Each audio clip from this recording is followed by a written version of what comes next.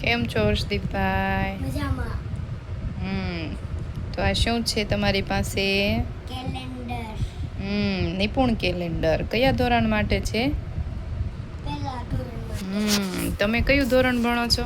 બાળ મંદિર. બાળ મંદિર.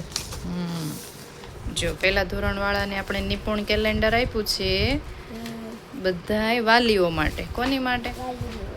શું કામ વાલીઓ માટે? કે વાલીઓ પ્રશ્ન પૂછે અને બાળકો જવાબ આપે. તો આ અંગ્રેજી કયો મહિનો છે? ઓક્ટોબર મહિનો. કયો? ઓક્ટોબર મહિનામાં આપણે શું શીખવાનું છે? જો આ વાંચો તો. અહીંયા આ કાળા અક્ષર.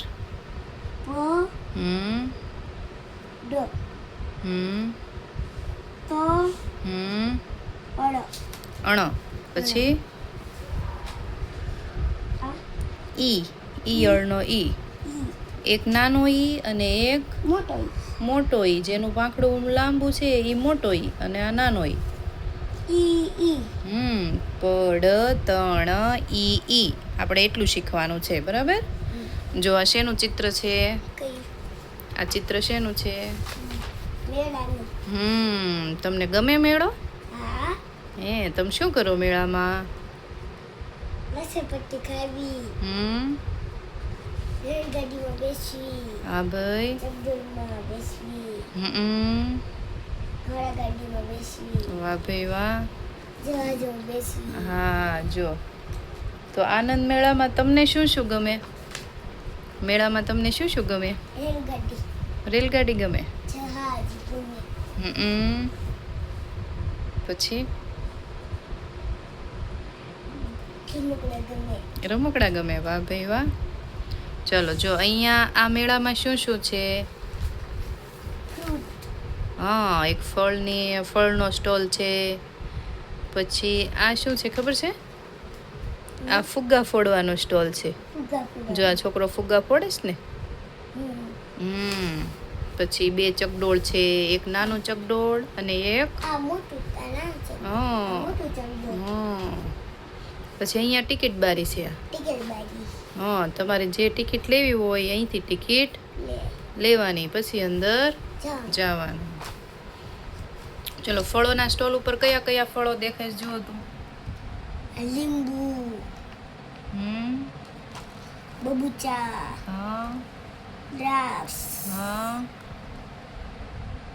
કેળા. મોસંબી. દ્રાક્ષ. બબૂચા. જામફળ. નારંગી. તરબૂચ. કેરી. પછી આ છે ને લાલ કલરનો આ સ્ટ્રોબેરી છે. સરસ. જો ચિત્રમાં દેખાતા શબ્દો વાંચો અને વસ્તુઓના નામ બોલો. ચલો આ શબ્દો વાંચો.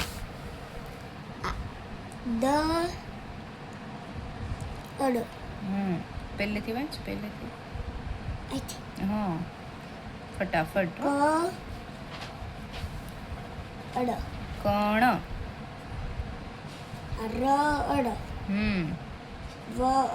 વણ. ગળ.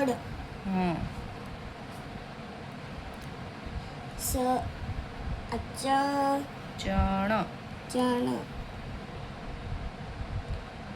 દણ.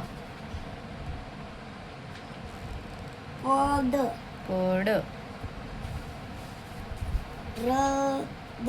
રડ. અજગરનો ડ. હવે આ વાંચો તો.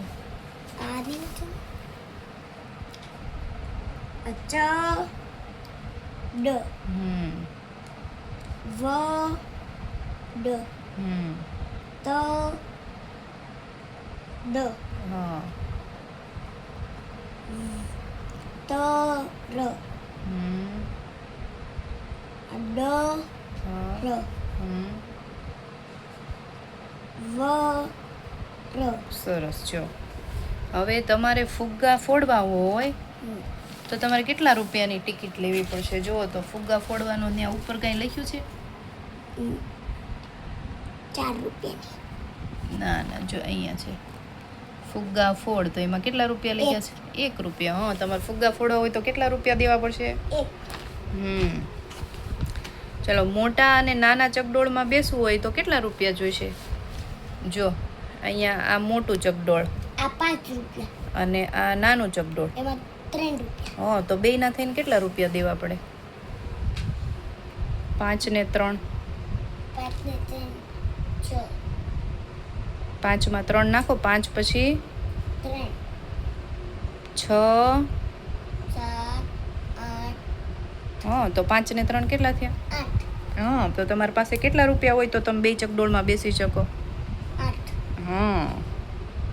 જો મોહને 10 રૂપિયા આપીને 2 કેરી લીધી, જો એક કેરીનો કેટલા રૂપિયા છે?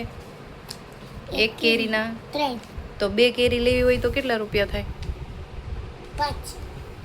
2 કેરી લેવી હોય તો 3 ને 3. 2. 3 ને 3. 5. આમ ગણો, 3 ને 3 ગણો. 3 6. હા, તો 6 રૂપિયા. તો મોહને 10 રૂપિયા આપ્યા, તો 10માંથી 6 રૂપિયા કેરીના વયા જાય તો કેટલા રૂપિયા રહે મોહન પાસે? પેલા 10 આંગળી રાખો, 10 આંગળી કરો. હા, હવે એમાંથી 6 આંગળી કાઢી નાખો.